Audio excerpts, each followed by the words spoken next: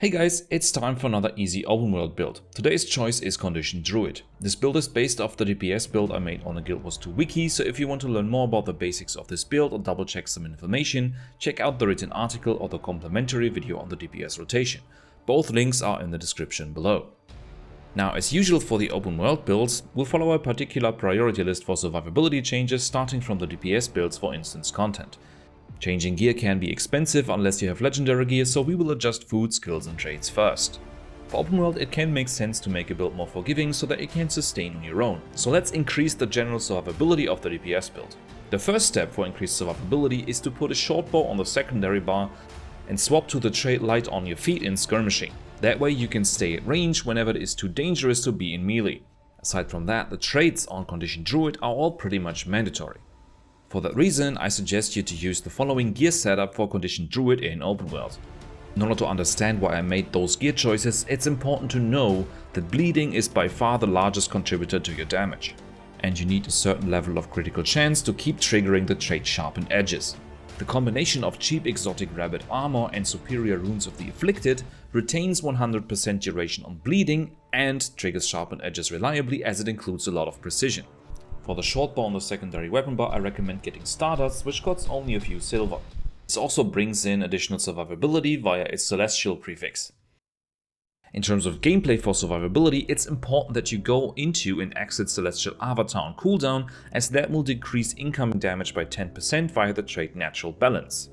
Since Celestial Avatar skills are both offensively and defensively powerful by healing you, you should do that anyway to keep healing yourself and allies around you.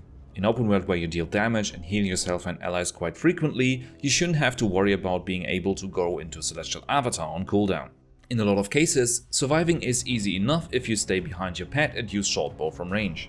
Shortbow 3 is a short cooldown evade that also makes you retreat from the enemy, which is very helpful to avoid dangerous attacks. On top of that, you can use survivability food and a utility item for another minus 10% damage taken and an additional 150 toughness. If you want to solo really hard content, if you can, make use of Jade protocols.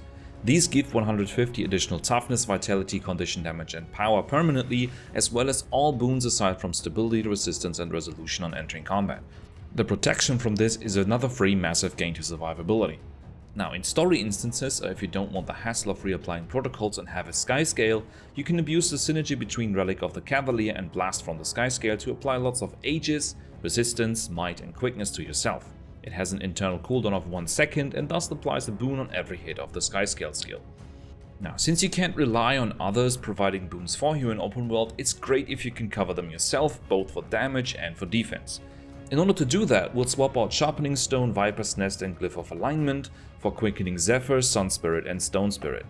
That allows you to cover at least partial uptimes on essential boons quite easily. Quickening Zephyr and Dagger 3 Instinctive Engage can provide a decent uptime on quickness. Natural Convergence, Sun Spirit and Rejuvenating Tides provide might also in an area. The traits Tailwind and Furious Grip apply swiftness and fury whenever you swap weapons. Finally, for defense, the most important boon is Protection. This is especially important due to the trait Rugged Growth, which heals you while you have protection. In order to cover protection, we will use Stone Spirit. Now, that is not enough to fully cover it, so we will make use of pet skills to do that. In order to increase protection uptime on yourself, you can use the Siege Turtle, which comes with the skill Hunker Down. Note that you need to stand pretty close to the turtle for it to apply protection to you. On top of that, if you don't have it, you can use the Blue Mower, which also applies area protection on its beast skill. If you want an additional safety net, you can also make use of Protect Me instead of Quickening Zephyr.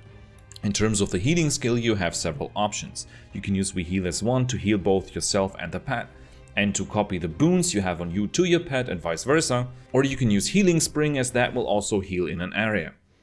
Finally, surviving in open world means dealing with incoming conditions and control effects on your own.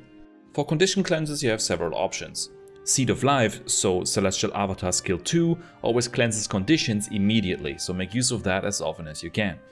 A side effect of using Healing Spring as the heal skill is also that it cleanses conditions on every pulse. In terms of incoming control effects, both Quickening Zephyr and Protect Me are stun breaks that you can use to break free. If you want to ignore incoming control effects, Celestial Avatar Skill 5 Natural Convergence grants stability upon activation, allowing you to ignore incoming CC. And there we have it, a conditioned Druid build for open world that is very fluid to play, very powerful, covers essential boons, and still retains a very good amount of damage in cases where you have external boon supply. That's it for this video. Feel free to like and subscribe for the YouTube algorithm. See you next time and happy immobilizing.